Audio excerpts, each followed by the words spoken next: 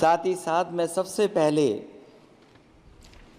देश के उन सभी समझदार और ईमानदार मतदाताओं को धन्यवाद जिन्होंने लोकतंत्र को एक तंत्र बनाने से रोका।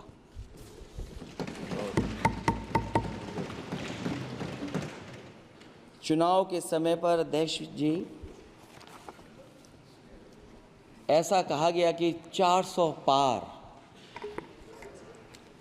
मैं समझदार जनता को फिर एक बार धन्यवाद दूंगा और मैं कुछ कहना चाहता हूं कि आवाम ने तोड़ दिया हुकूमत का गुरूर, दरबार तो लगा है पड़ा गमगीन में बेनूर है पर। अध्यक्ष महोदय, दरबार तो लगा है पर बड़ा गमगीन बेनूर है और पहली बार ऐसा लग रहा है हारी हुई सरकार विराजमान है। जनता कह रही है चलने वाली नहीं सरकार।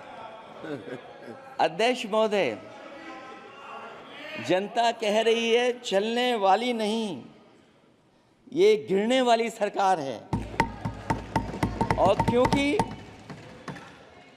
ऊपर से जुड़ा कोई तार नहीं, नीचे कोई आधार नहीं, अधर में जो है अटकी हुई वो तो कोई सरकार नहीं। दरअसल पूरा इंडिया समझ गया है कि इंडिया ही प्रो इंडिया है। इस चुनाव में इंडिया अलायंस की नैतिक जीत हुई है। ये पीडीए इंडिया की सकारात्मक राजनीति, पॉलिटिक्स जो पॉजिटिव है, पॉजिटिव पॉलिटिक्स की जीत हुई है। ये इंडिया पीडीए की सोशल जस्टिस मुहिम की विक्ट्री है। 2024 का परिणाम हम इंडिया वालों के लिए जिम्मेदारी से भरा पैगाम भी है।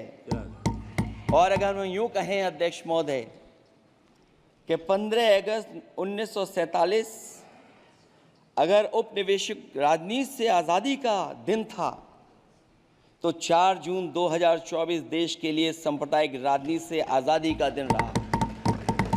ये सांप्रदायिक राजनीति के अंत और सामुदायिक राजनीति की शुरुआत है। मैं उन्हें कहना चाहता हूं कि अध्यक्ष महोदय, इस चुनाव के परिणाम ने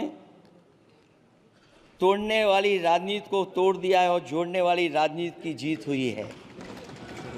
इस चुनाव में धन छल बल की नकारात्मक राजनीति की शिकस्त हुई है।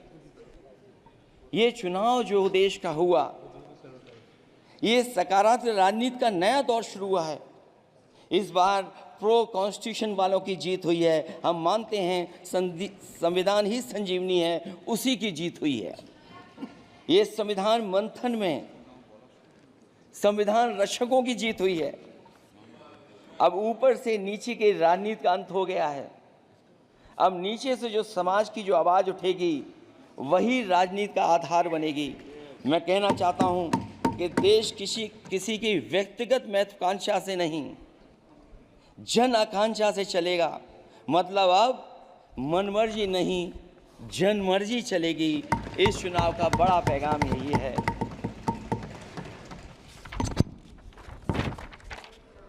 अध्यक्ष महोदय,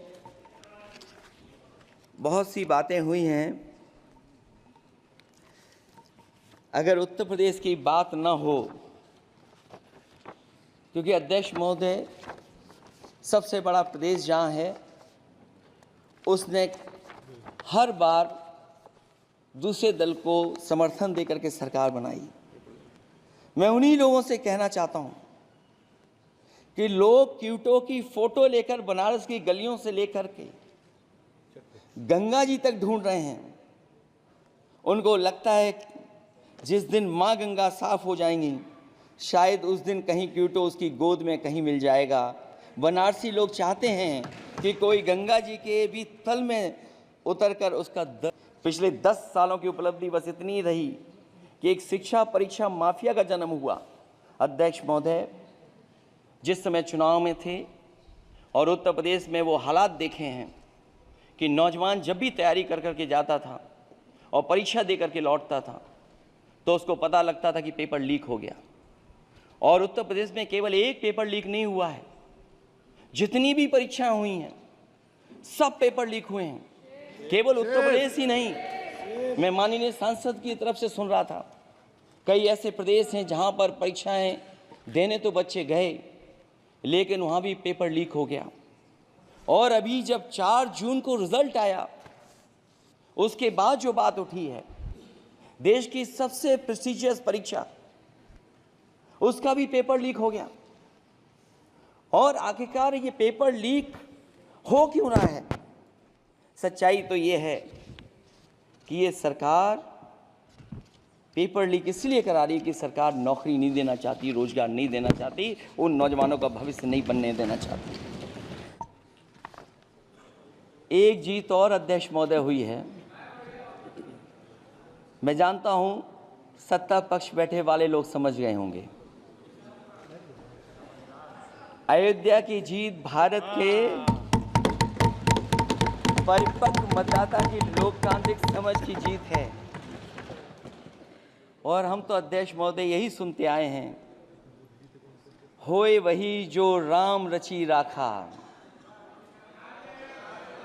ये है उसका फैसला।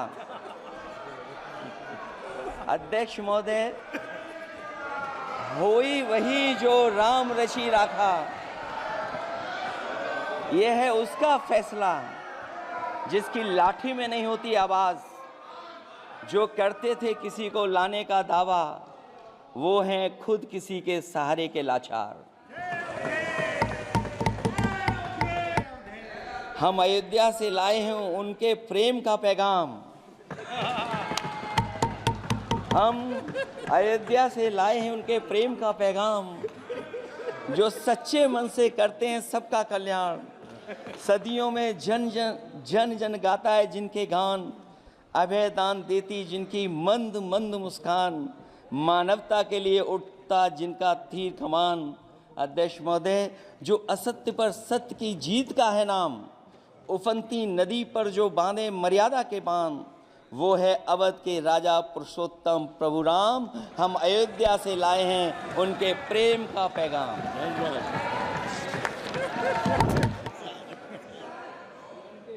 हजूरे आला आज तक खामोश बैठे इसी गम में, हजूरे आला आज तक खामोश बैठे हैं इसी गम में, महफिल लूट ले गया कोई जबकि सजाई हमने। योगी में दिखाई देगा। अध्यक्ष महोदय, ईवीएम पे मुझे कल भी भरोसा नहीं था, आज भी नहीं भरोसा। मैं 80 के 80 सीट जीत जाऊं तब भी नहीं भरोसा।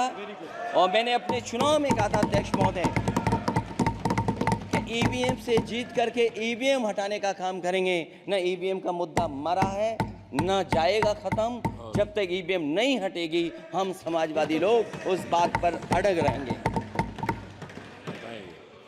उत्तर प्रदेश अध्यक्ष महोदय वो प्रदेश है जिसने सरकार बीजेपी की बनवाई, एक बार नहीं 2 बार बनवाई।